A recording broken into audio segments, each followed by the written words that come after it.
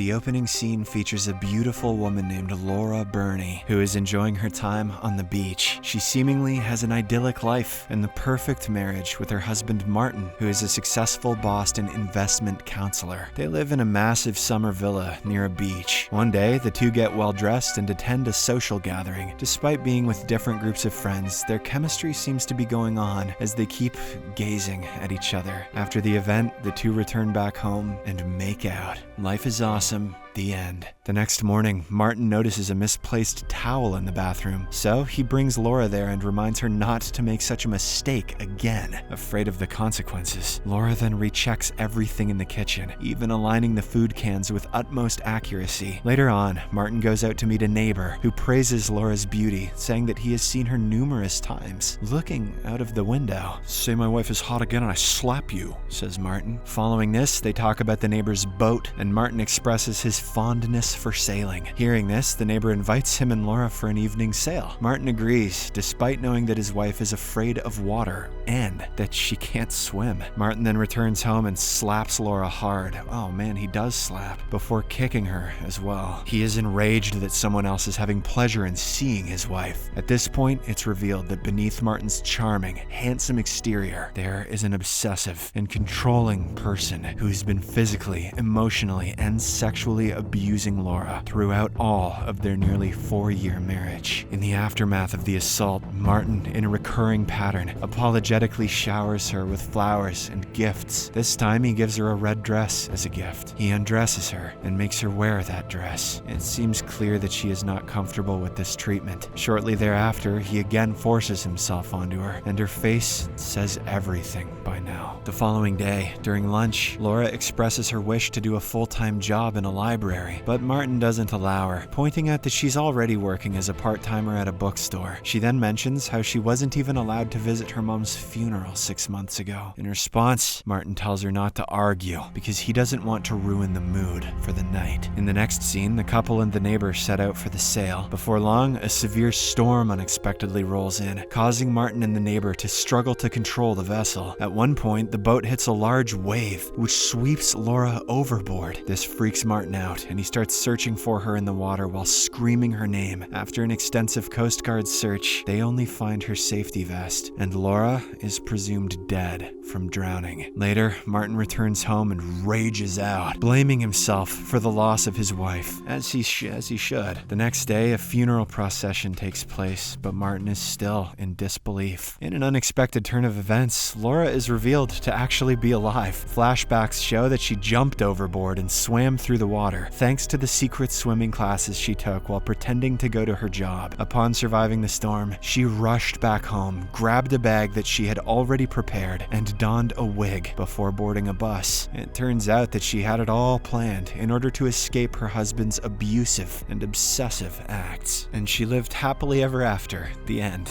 No? Okay. At present, we see Laura on a bus heading to Cedar Falls, Iowa. On her way, an elderly woman offers her some fruits, initiating a conversation. Laura then shares her tragic story of how she faked her own death to escape her abusive husband. She should have probably kept that a secret. She also discloses that she's going to see her mother, who turns out to still be alive. Previously, she had told Martin that her blind, stroke-impaired mother named Chloe had died, but that time, Laura had secretly moved her to an Iowa nursing home. As the bus enters Iowa, Laura finally has a big smile on her face. She feels so happy, as if she's been released from prison. Following this, Laura adopts a new name, Sarah Waters, and rents a house on that name. She then starts cleaning, organizing, and coloring her house, eventually making it her small paradise. During the evening time, she looks at the sunset and cherishes the present moment. She starts living her life the way she wants. She misplaces towels after showering and disperses the food cans on the kitchen shelf. She's a badass rebel, and she loves it. On the other hand, Martin roams the seashore when a broken piece of bulb injures his feet. He looks around and notices that several light bulbs are broken. It's actually broken by Laura in order to facilitate her escape. One day, Laura notices a guy named Ben Woodward from her neighborhood, watering his plants in the garden. Later that night, she goes outside and starts stealing some apples from his garden. Right then, Ben shows up and tells her that she can be arrested for stealing. She requests him to allow her to because she's making an apple pie. Hearing this, he asks her to make a deal. "I won't call the cops if you give me a slice of that sweet pie. But she drops all the apples and walks away, claiming that she doesn't make any deals. He follows her home and offers her the apples, apologizing for his way of approach. He then introduces himself as a drama teacher at a local college, but when he asks about her, she pretends that it's too late and has him leave. In the next scene, Martin is at his workplace when he receives a phone call from a woman at a sports club offering condolences for Laura. Perplexed, Martin questions how the caller knew his wife, as Laura never went to any sports club. The woman then discloses that Laura used to come there every morning for her swimming classes. Upon learning of this, Martin senses something amiss and drives home to check on Laura's belongings. After hours of inspection, he discovers her wedding ring, which she dumped earlier, but forgot to flush in the toilet. This makes him suspect that she might have faked her own death and might still be alive. Meanwhile, Laura goes to Ben's house to share a homemade apple pie. He invites her inside to have dinner together. As they prepare for it, they have a brief conversation, through which Ben learns that she is looking for a job. He offers to help her get one, but she refuses as she doesn't seem to have any qualification documents with her. Amidst this, he notices a wound in her head and speculates that she's had a troubled past. He tries to ask her about it, but she abruptly changes the topic. After this, Ben asks her for her name one more time, and she finally answers Sarah Waters. Starting from the following day, Martin starts a thorough investigation regarding Laura. He goes to a nursing home, posing as a detective, and learns that Laura paid all the bills and took her mother away 6 months ago. Hearing this, Martin's suspicion grows even stronger,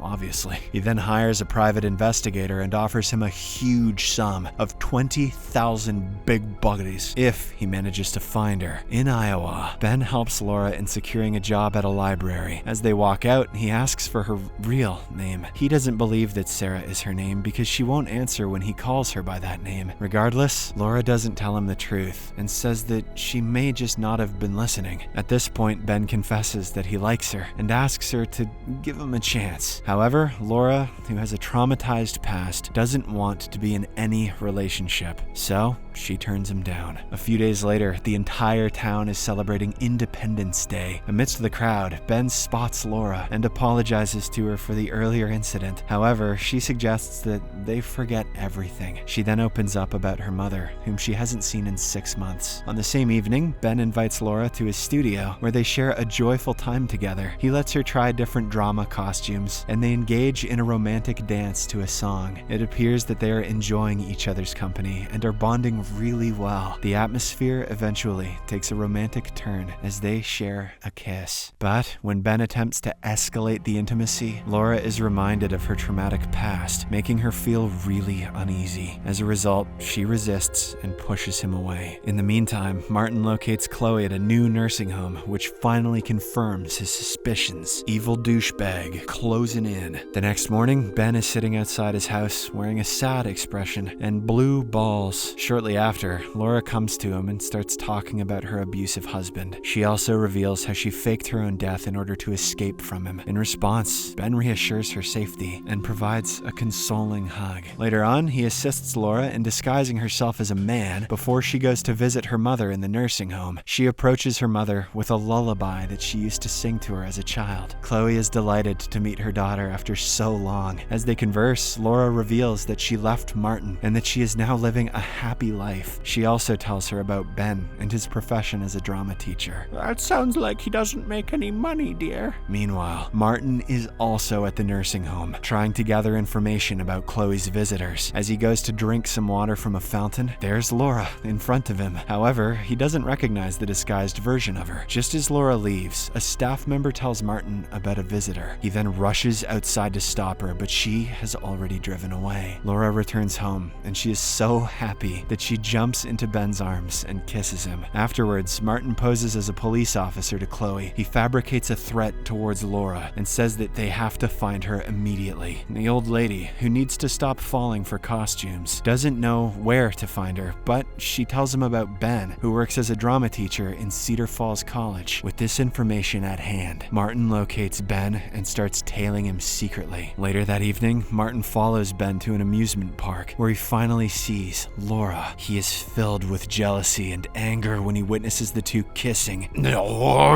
Upon returning home, Laura goes to freshen up when she is startled to see the aligned towel. She hurriedly walks out and begins checking the entire house. Shortly after, she opens the kitchen shelf and is relieved to see the stuff in a messed up state. That night, Laura spends some private time with Ben in the garden. The pair share a romantic kiss before bidding each other goodnight. Upon returning to her house, Laura notices her closet is open. Alarmed, she hurries to the kitchen and checks the shelf, only to discover that the contents are lined up to Martin's exacting standards. Knowing that her fears have come true, she starts crying when she is ultimately confronted by Martin. He hugs and kisses her, expressing relief at touching her after a prolonged absence. In the midst of this, Ben knocks on the door and reminds Laura of the time to meet tomorrow. When he senses something amiss, he breaks into the house and attempts to subdue Martin. However, he is easily overpowered and knocked unconscious. Martin then shows Laura her wedding ring and begins kissing her forcefully. Just then, she slams her knee into his balls, grabs his firearm, and holds him at gunpoint. As she reaches the phone to call the police, Martin anticipates that she is just threatening him, as she has done in the past. But this time, she shocks him by informing the police she has killed